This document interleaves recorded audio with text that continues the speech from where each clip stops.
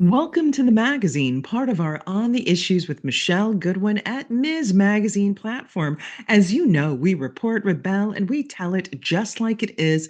And in this magazine episode, it's a quick dive into what you can find in the print issue that hit the newsstands and in your mailboxes. I'm joined by Kathy Spiller, the executive editor of Ms. Magazine and the executive director of the Feminist Majority Foundation. So, listeners, sit back, take a close and quick listen because it goes by quickly. We're going to tell you what you can expect in the issue that is landing at the newsstands and in your mailboxes. Kathy, it's so important the work that we do at Ms. Magazine and Ms. Studios. We've talked about that when Gloria Steinem decided to basically leave Ms. in the hands of those who could be the appropriate keepers, kind of like the keepers of the light and the torch. Uh, she did this with the Feminist Majority Foundation.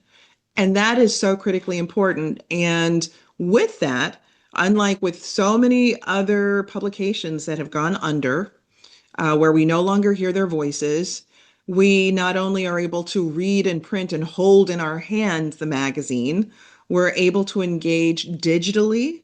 And we're also able to engage through Ms. Studios now, something that we created in the last few years. We got together and we said, we're going to do this, and we have. And so in the magazine, which is something that we're doing, giving our readers and also our listeners the opportunity to hear what's in our pages. And so I want to turn it over to you, Kathy, because we have a new issue out. What's in our pages? Thank you, Michelle. Yes, it's the new spring issue, and in it we feature three major feature stories that are critically important and right on top of what's happening in this country and globally. The first one is titled The Army of the Patriarchy. It's our cover story, and it explores how U.S. federal immigration agencies have become the enforcement arm of the nation's racism and misogyny. It's an incredible conversation between Jackson Katz, who's a leading voice in gender violence prevention and masculinity studies, and Loretta Ross, a celebrated Black feminist scholar, both of whom you've had on Ms. Studios podcasts. And together they explore how government institutions and cultural narratives and political movements have shaped and weaponized issues of gender and race with a focus on ICE, as I said, in its violent actions in Minneapolis and other cities. And they also challenge us to start thinking and rethinking empathy and our strategies for how we're going to build a more inclusive feminist movement by understanding how people whose precarious economic circumstances are being manipulated by this Mhm. administration to engage them in its campaign of repression. And so I think You know, it's something that your listeners are going to find very interesting and urge them to get a copy of the magazine and read it. absolutely get it in your hands. And Kathy, what comes to mind when you describe that is what we talk about in print, digital, and also through Ms. Studios and our podcast is that we report, rebel, and we tell it just like it is. That is so important. And I want to remind our listeners here that so many of the journalists who work with us are also scholars. These That's are right. people who are researchers. These are not people who come at a whim to these ideas. And there's a lot of value to journalism, and you get a hot story and you go and you pursue it and you figure it out. But one very unique thing about Ms. Magazine is that you have people who are learned experts who have spent decades covering certain areas, such that when they are sharing this, they're sharing this with a deep set of wisdom, which we can't take for granted. And the final thing I'll say, and then I want to hear more about what's in our pages, is this courageous reporting. One of the things that people are so disappointed about now is that they're either having to go to BBC and see what's happening in the United States, turn to the Guardian, turn to places outside of the journalism that we should be expecting in the US. And so I'm also really proud of the work that we do because that reporting, rebelling, and telling it just like it is bringing facts right down the ground in a way that people can understand and can consume, and we're not afraid. and put it in historical context of the That's right. history of this country and its repression of people of color, the fight to gain rights throughout history, and how history is repeating itself in so many ways under this administration, both in its repression of racial minorities and its attack on undocumented people who live in this country, as well as the misogyny underlying all of this. And by being able to put that into perspective, I think it gives a rich context that the typical reporting out there is missing in its entirety. So that's why we Great decided to cover take on this story. story. Absolutely. Yes.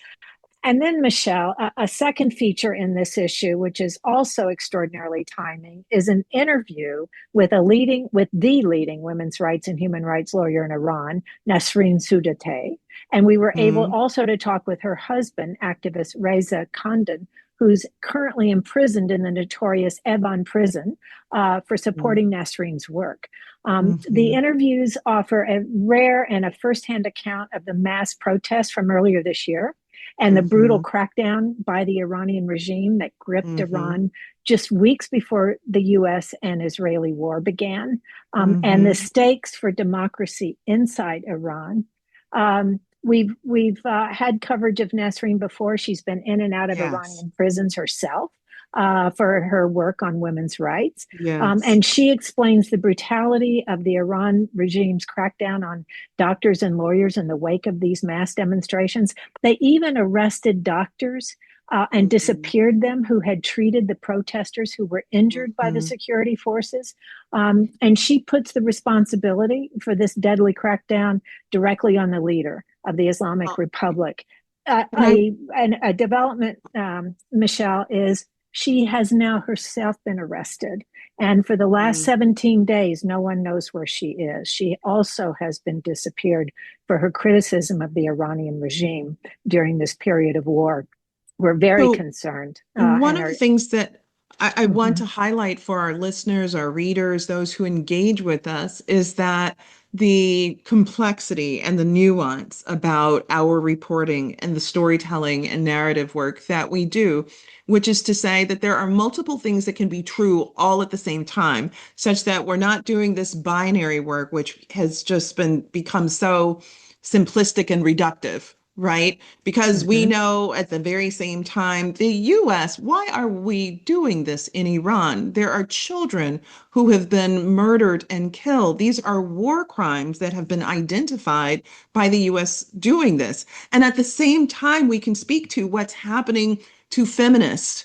What's happening to those who want to promote peace, those who want to promote better lives and independence and freedom and all of that? That complexity folks can get from reading what is in Ms. Magazine, consulting Right. with us on the digital platform, and listening to the podcast. Right, right. And one of the last things Nasreen said in this interview is how opposed to the use of war she is, that you cannot bomb a country into democracy. And Oh, that, she how totally brilliant is that? opposed. Yeah, Mhm. it is. And she urged non military aid. And now she herself finds herself imprisoned somewhere. We're in touch with her daughter, trying to keep on top of the developing situation there, but we're very, very concerned. Yeah, oh, Kathy, you and I, once we get talking, you go on and on, but just to the point that she made, imagine what it is that someone says, well, I'm going to free you by bombing your house. By burning your house down, I'm going Right, to give you liberation. Right. right. And this is the point for people to understand, as she was saying, freedom doesn't mean obliteration. It doesn't mean casualties of war. It doesn't mean killing children. Uh, Mhm. None of that. So Right. please take a look at this very important reporting that's right in our pages in the current issue that is hitting your mailboxes, newsstands, whatnot. It's powerful. Yeah. And Michelle, there is some good news among all of Yes. this in the We always spring try to bring issue. some good news. We do. We do. There's a terrific feature on efforts, three different programs in the US for incarcerated women to build knowledge, community, and pathways forward. We cover an incredible program in Louisiana. It's a combined program between Tulane University and an organization called Operation Restoration. And it is providing women with college degrees while they are incarcerated in prison in Louisiana. They are graduating with degrees to become clinical lab scientists and lab assistants. It's an extraordinary study. And the program was started by a woman who herself had been incarcerated and was able to get a degree while she was in prison. Then Mm. we come to DC Mm. and we talk to women involved in the DC jail debate team. It's a Mm. program of the National Prison Debate League. And by the way, these women in jail team up with Georgetown law students to Yes. prepare for debate contests focused on everything from I'm minimum loving sentencing this. laws to solitary confinement. And this team wins the debate against college students. You So it's can't make that up. Isn't that beautiful? And just a reminder to those who are engaging with us about the importance of compassion and love. What you were mentioning at the top of our recording about the magazine, which is that just a couple of points for folks to just really understand. The United States incarcerates more women than any other country in the world. We're not just talking about peer nations, any other country in the world. We incarcerate more women than Russia, China, India, Thailand, Mexico combined. Overwhelmingly, these were women who are incarcerated who are nonviolent offenders. Many are in because of drug use Yep, rather than giving them the support that they need in order to be rehabilitated. They're put in prison, children taken away from them. We know to incarcerate one woman, let's say in New Jersey, it costs more per year to incarcerate her than to pay full-time tuition for her to go to Princeton. there we What are. sense does this make? In the United States, the recidivism rate is over 60%. That means it's failing. And we know that if we bought a car today, Kathy, and we were told when we were purchasing that car, oh, by the way, over 60% of these cars will break down, buy it, or this computer, 66% of them are going to break down. We'd say no. That Yep. system is broken. So I just share that for those who are listening. We've become such a retributive society, and we say right away, well, if they're in jail, they must deserve it without a sense of compassion. And that for so many women, other than the other thing, other than drug use, it's writing bad Mhm. checks. And when you look at it, what the sociological literature shows us is that they're not writing bad checks to go and buy furs and to buy big cars. They're doing this to keep the lights on, to pay their Right. rent, to pay their mortgage, to make sure that the kids have lunch money. They're hoping the money comes in. And what the ACLU study has done, there's a study, ACLU study in Mississippi.